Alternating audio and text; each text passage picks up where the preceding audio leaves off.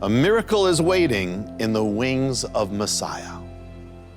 In the Book of Mysteries, the teacher leads the disciple into a chamber called the Chamber of Garments. And there he finds a Jewish prayer shawl. You've seen it. It's what Jewish people, rabbis, put over their heads. It's white with blue stripes. He drapes it over his head and he opens up the mystery of the wings of Messiah. It's a prayer shawl. What is it? It's also called a talit. Now, the most important part of the talit are the corners, the fringes. If you look at some Orthodox Jewish people, they'll have fringes. Well, God commanded that the children of Israel were to wear fringes on the corners of their garments. And the corner was called the kanaf. The fringes were called the tzitzit. Now, in the New Covenant, we don't have any physical description of what Jesus looked like. We don't know. We know he looked Jewish.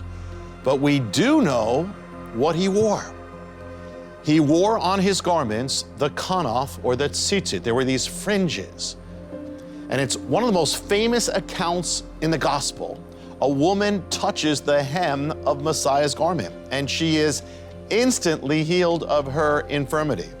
Now, this was not just a one-time miracle. In fact, it's recorded in the Gospels that everyone who touched the hem of his garment was healed.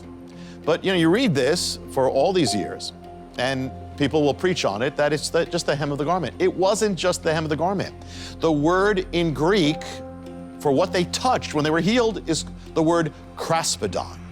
Kraspedon is a translation of the Hebrew words, two Hebrew words, kanaf and tzitzit.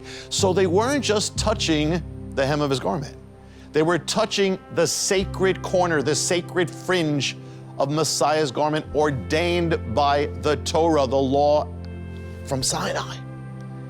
And so it's an amazing thing. Not only were they healed by this that God commanded, but at the end of the Hebrew Scriptures is an amazing verse.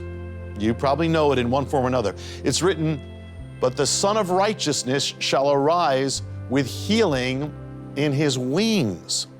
But in Hebrew, it doesn't say healing in his wings. It says, "The Son of Righteousness shall arise with healing in his kanaf."